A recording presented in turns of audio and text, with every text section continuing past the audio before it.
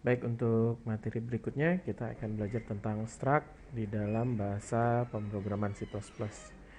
Nah, di pertemuan sebelumnya kita sudah belajar tentang array, yaitu kumpulan data dengan tipe data yang sama gitu ya. Dan dia menggunakan tipe-tipe data, baik itu yang sederhana maupun tipe data yang kita buat sendiri. Nah, untuk struct itu sederhananya adalah kita membuat tipe data baru. Jadi kita membuat tipe data sendiri. Sama seperti dia integer, float ataupun tipe data yang lain, misalkan double, char gitu ya. Mirip-mirip seperti itu. Nah, perbedaan dengan array itu ini merupakan pengembangan dari array karena jika array itu sendiri adalah kumpulan data dengan tipe data yang sama. Nah, sedangkan kalau di struct itu kita membuat tipe data baru dan elemen-elemen di dalam struct itu tidak terbatas hanya satu tipe data saja. Jadi di sini kita bisa menggunakan integer di dalamnya, ditambah dengan string di dalamnya, ditambah dengan double ataupun tipe data lain. Termasuk pointer juga gitu ya. Jadi struktur data yang masing-masing masing-masing elemennya dapat terdiri dari jenis yang berbeda. Elemen dapat berupa integer, float ataupun yang lainnya. Beda dengan array tadi, tipenya harus sama. Nah, penulisan struct gitu ya, struct ditulis dengan modelnya adalah seperti ini, struct, kemudian tag ini adalah nama structnya, kemudian ini adalah tipe data dari elemen pertama, di sini adalah nama variabelnya, kemudian tipe data untuk elemen kedua, kemudian tipe data elemen ketiga, kemudian di sini adalah nama variabelnya. Variabel di sini adalah variabel dari struct itu sendiri. Nah, yang kedua itu bisa juga dengan struct, di sini nama structnya, kemudian tipe data, kemudian dari member yang pertama, tipe data untuk variabel kedua, tipe data variabel ketiga dan seterusnya. Kemudian di sini disebutkan tag, ini adalah nama struct-nya. Kemudian var1, var2 sampai dengan var_n. Ini contohnya adalah dengan struct student, itu di sini kita menggunakan string name gitu ya, kemudian string alamat, kemudian int student number. Kemudian di sini ada one student, kemudian ada arr10, ada another. Jadi nama variabel untuk struct-nya itu nama variabel untuk betul, yang struct-nya itu dibuat jadi satu dengan deklarasi dari struct-nya. Tapi kalau yang kedua di sini yang di kanan contohnya adalah struct student, string nama sama ya. Kemudian di sini ada string alamat, kemudian int student number. Di sini langsung kurung kawal tutup titik koma. Kalau yang di sini ada tambahannya. Kemudian di bawahnya baru saya buat student, one student, kemudian arr10 atau another. Jadi di sini student ini adalah tipe data baru yang kita buat. Sama saja ketika kita membuat int nilai, begitu ya. int nilai berarti saya punya tipe data int, nama variabelnya adalah nilai. Kalau di sini berarti saya punya tipe data student, kemudian nama variabelnya adalah one student. Kemudian struct itu juga bisa digabungkan dengan array. Jadi di sini arr10 berarti tipe data student, nama variabelnya arr, size-nya adalah 10. Kemudian di sini ada another. Ini adalah nama variabel yang lain. Nah, kalau misalkan dengan menggunakan array itu dia adalah sebuah blok data gitu ya. Jadi ada kolom-kolom datanya. Kemudian di sini untuk struct mahasiswa saya contohkan seperti ini, struct mahasiswa, string nama, string alamat, kemudian int student number. Kemudian di sini titik koma mahasiswa MHS1. Nah, ketika saya membuat mahasiswa MHS1 berarti saya punya satu buah variabel namanya adalah MHS1. MHS1 ini dia punya nama sesuai dengan struct-nya, dia punya alamat sesuai dengan struct-nya di sini, dan dia punya student number sesuai dengan struct yang ada di sini. Nah, kalau yang tadi atau yang sebelumnya kita belajar tentang struct, tentang array gitu ya, maka di sana tipenya harus sama, tetapi di sini tipenya bisa beda. Ada string nama, string alamat, int student number dan lain sebagainya. Kemudian kalau mengakses bagian-bagian dari variabel si mahasiswa ini, berarti di sini mhs1.nama. Jadi Untuk mengakses namanya, kita sebutkan nama variabelnya mhs1. Pada bagian yang mana mau diambil namanya, berarti mhs1.nama. Untuk mengisinya seperti ini. mhs1.nama sama dengan komang. mhs1.student_number itu sama dengan 1500 misalkan. Kemudian kalau alamat berarti mhs1.alamat sama dengan Denpasar. Misalkan seperti itu. Nah, kemudian untuk menampilkannya sama aja, cout kemudian mhs1.nama. Jadi ini cara untuk mengakses bagian-bagian yang ada di dalam sebuah struct. Gitu ya. Kalau yang tadi array itu kita menggunakan indeks 0, indeks 1 gitu ya. Dia ada di indeks keberapa. Kalau di sini kita menggunakan dia nama kolomnya apa gitu ya. Sederhananya ini adalah nama kolomnya. Ada kolom namanya, ada kolom alamat, ada kolom student number. Jadi dia lebih kompleks lagi dibandingkan dengan array. Nah, kemudian struct di sini ini juga bisa menggunakan array. Jadi saya punya struct mahasiswa yang sama seperti yang tadi, string nama, string alamat, int student number. Nah, di sini saya punya struct mahasiswa. Jadi ketika saya membuat struct itu secara tidak langsung saya membuat satu baris data. Atau bahasa dari pemrograman yang lain menyebutnya adalah namanya record gitu ya. Jadi di sini dia hanya satu baris. Nah, kemudian dari satu baris tersebut kemudian digabungkan dengan model array atau dikembangkan dalam model array. Jadi tadi mahasiswa MHS1 di sini berarti mahasiswa kampus. Kemudian di sini ada 8. Berarti di sini 8 ini adalah size of array-nya. Berarti di sini akan terdiri dari 8 data. Indeksnya adalah indeks ke-0, indeks ke-1, ke-2, ke-3, ke-4, ke-5, ke-6, dan ke-7. Jadi kita punya 8 buah data. Nah, untuk mengakses datanya bagaimana? Berarti di sini kampus indeks keberapa dot nama sama dengan komang. Jadi kalau misalkan contohnya di sini kampus indeks ke-0 dot nama sama dengan komang. Kampus indeks ke-0 dot student number sama dengan 1500. Kemudian cout kampus 0 indeks 0 dot nama ini berarti akan menampilkan nama dari variabel kampus yang ke-0. Begitu kira-kira. Jadi ini adalah contoh dari analogi struct yang sederhana menggunakan array. Kalau yang sebelumnya di sini adalah satu buah struct saja, yaitu di sini terdiri dari 3 buah elemen dan dia seperti satu baris data. Ya, kira-kira seperti itu. Nah, lanjut untuk kode programnya. Jadi kita lanjutkan kode programnya gitu ya. Saya buatkan satu buah file baru, kemudian saya simpan. Namanya adalah struct.cpp. Jangan lupa .cpp-nya. Kemudian di sini saya buat adalah include iostream, kemudian using namespace std begitu ya. Kemudian ada int main. Kemudian di sini ada return 0. Nah, kemudian untuk membuat struct karena dia membuat tipe data baru, biasanya dia dibuat di luar dari main. Tujuannya adalah agar struct itu bisa dikenal di fungsi-fungsi yang lain di dalam file tersebut. Misalkan saya punya tadi struct mahasiswa begitu ya. Mahasiswa. Kemudian si struct mahasiswa di sini dia punya string nama, kemudian dia punya string alamat, dan satu lagi adalah dia punya int student number gitu ya. Nah, berarti saya sudah punya satu buah tipe data baru namanya adalah mahasiswa. Sama seperti int nilai seperti ini ya. Jadi saya punya satu buah variabel namanya nilai, kemudian tipenya adalah integer. Integer itu adalah untuk menyimpan bilangan bulat. Nah, tapi kalau misalkan di sini mahasiswa, misalkan MHS1, berarti saya punya variabel MHS1 yang akan menyimpan sebuah data mahasiswa yang terdiri dari nama, alamat, dan student number. Jadi kira-kira seperti ini. Ini hampir sama dengan penulisan tipe data yang sederhana, begitu kira-kira ya.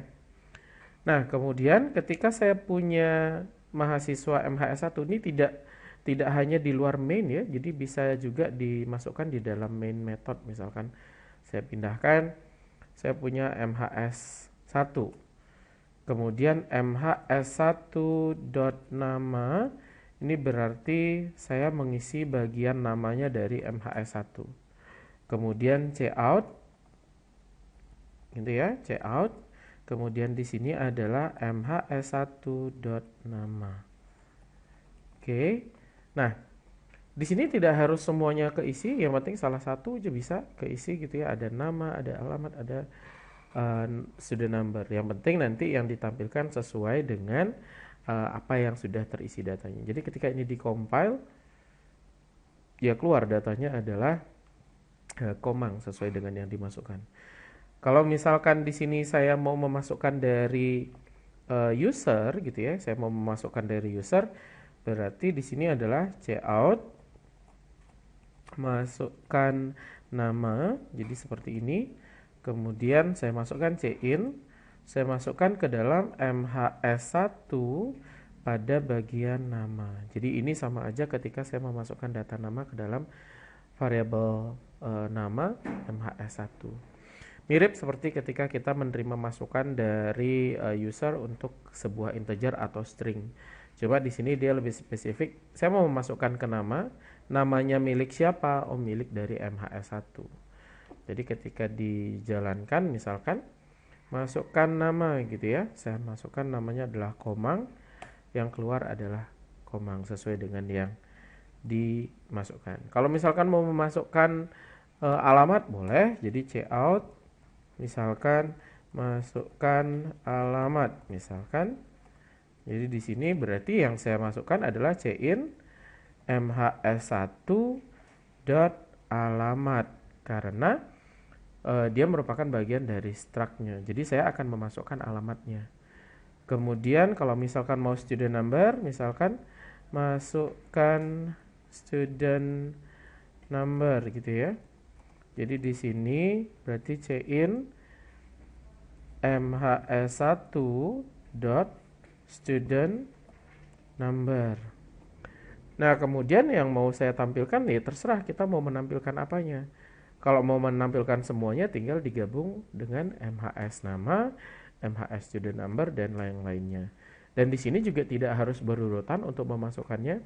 Boleh nama duluan, boleh student number duluan. Misalkan di sini saya tampilkan adalah MHS1 dot student number duluan, kemudian saya gabung dengan backslash t gitu ya untuk tab. Kemudian di sini saya gabung lagi untuk MHS1 dot nama, kemudian di sini juga saya gabung dengan backslash t begitu ya. Kemudian di sini yang berikutnya adalah cout MHS1 dot alamat. Jadi alamat itu yang paling terakhir saya tampilkan. Sehingga ketika saya jalankan programnya, ketika saya jalankan programnya, masukkan nama komang, kemudian masukkan alamatnya adalah Denpasar misalkan. Kemudian student numbernya adalah 1500, misalkan 1500. Ketika saya jalankan, berarti di sini yang akan keluar adalah mahasiswa 1 student number 1500, kemudian ada tabnya komang, kemudian ada tabnya Denpasar. Jadi yang di sini adalah untuk penggunaan struct dalam C++. Ya ini menggunakan struct yang masih sederhana, belum menggunakan array. Jadi tergantung mau tipe data yang mana yang digunakan, kemudian mau masuk ke bagian elemen yang mana gitu ya. Ya, jadi di sini kita menggunakan satu buah variabel namanya adalah MHS1. Nah, kemudian ketika kita menggunakan array gitu ya. Jadi ini saya menggunakan bentuk kedua dari struct-nya. Jadi saya menggunakan yang di bagian kanan. Jadi saya membuat tipe data baru, kemudian di sini adalah nama dari variabel-variabelnya. Nah, kemudian ketika saya mau memasukkan data yang dalam bentuk array gitu ya, mau memasukkan data dalam bentuk array. Jadi di sini saya punya mahasiswa. Jadi kampus A gitu ya, kampus A atau kampus saja. Kampus saja di sini saya menggunakan 5 buah data. Oke. Kemudian ketika saya mau memasukkan datanya, ini bisa dibuat dalam bentuk function sebenarnya untuk memasukkan data. Jadi saya gunakan for int i sama dengan 0. Kenapa dari 0? Karena kan indeks kampusnya akan dimulai dari 0. int i sama dengan 0, i kurang dari 5. Kenapa 5? Karena size dari array-nya adalah 5. Kemudian i plus plus. Oke. Nah, kemudian saya ingin si pengguna itu memasukkan datanya sesuai dengan apa yang saya mau gitu ya. Jadi di sini saya buat adalah masukkan nama. Nama duluan yang saya minta gitu ya. Berarti nanti di sini cin kampus pada indeks ke i. Kenapa kok indeks ke i gitu ya? Karena ketika indeksnya ini i-nya ini adalah 0, maka otomatis kampus pada indeks ke 0. Ketika i-nya 1, maka kampus pada indeks ke 1. Begitu seterusnya. Jadi kampus i dot nama gitu ya. Ini yang dimasukkan, kemudian cout lagi untuk masukkan alamat misalkan. Oke, kemudian di sini cin kampus ke i pada bagian alamat. Oke, kemudian jika cout lagi kita meminta untuk memasukkan student number nih ya, maka dia akan diterima di bagian kampus ke i pada bagian student number. Ini yang kampus i dot nama sesuai dengan nama elemen-elemen yang ada di dalam struct-nya. Oke, kemudian cara saya mencetaknya cout di sini adalah data kedua misalkan. Karena data kedua berarti kampus pada indeks ke kampus pada indeks ke 1 ya jadinya ya. Karena di sini datanya adalah data yang kedua. Nama, misalkan saya menampilkan namanya saja. Oke, sehingga kalau misalkan ini saya jalankan, saya masukkan nih sesuai dengan apa yang diminta. Namanya Komang gitu ya, alamatnya Denpasar, kemudian student numbernya adalah 1500. Kemudian ini adalah indeks ke 1 sekarang. Masukkan nama Susi misalkan, alamatnya Tabanan, kemudian student numbernya adalah 1501 misalkan begini.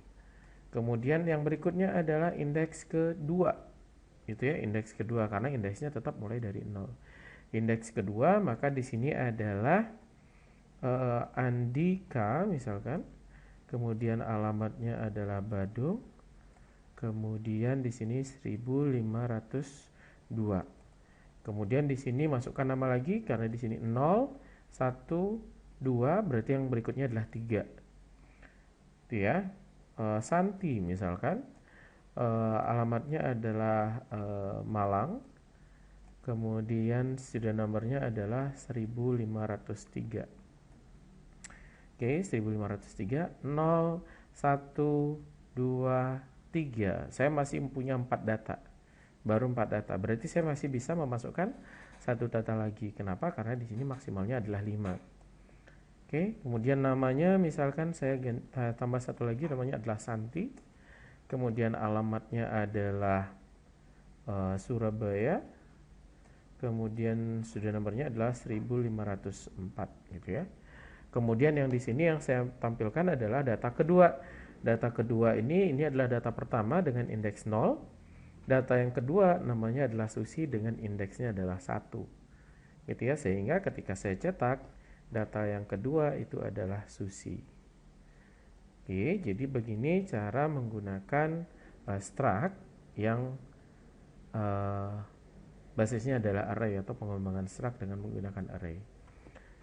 Oke, jadi di sini kita juga bisa modifikasi agar tampilannya berupa tabel gitu ya, agar tampilannya berupa tabel.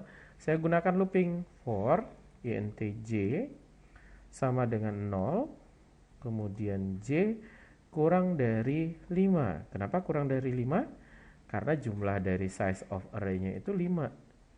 Oke, kemudian j plus plus. Nah, untuk menampilkan datanya sesuai dengan yang kita mau gitu ya, kita buat dulu nih cout yang di sini adalah student number gitu ya, kemudian digabung dengan backslash t, kemudian ada nama, oke, begini, kemudian saya gabung lagi, oke, di sini saya berikan jarak aja ya, backslash t, kemudian di sini adalah alamat, oke, kira-kira seperti ini. Ya, ini untuk tulisannya. Kemudian di sini baru keluar tulisan atau data yang setelah kita masukkan. Berarti di sini adalah cout kampus dot bukan dot ya, kampus indeks ke i dot student number, karena saya memasukkan student number duluan. Kemudian saya tutup, saya cout lagi. Sorry, di sini masih ada kurang. Di sini ada tanda petik ini ya, backslash t untuk memberikan satu jarak. Oke, seperti ini. Nah, kemudian yang berikutnya adalah ke kampus pada indeks ke i dot nama, karena di sini yang urutan kedua adalah setelah student number itu adalah nama. Jadi di sini saya isi dengan backslash t gitu ya, saya isi dengan spasi.